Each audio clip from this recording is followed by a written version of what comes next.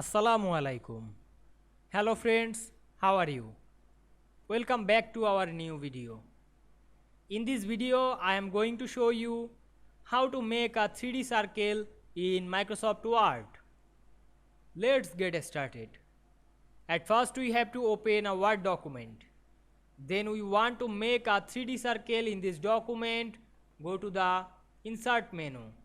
Then click the Shapes drop down menu and find and choose the circle. Now I select the circle and draw it. Press shift on your keyboard to draw this circle perfect ratio. And we can see here we make a circle.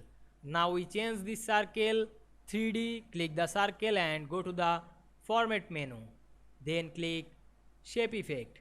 Then apply presets.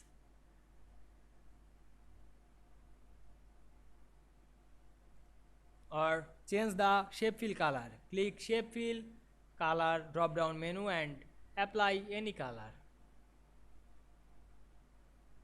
Or apply shape outline.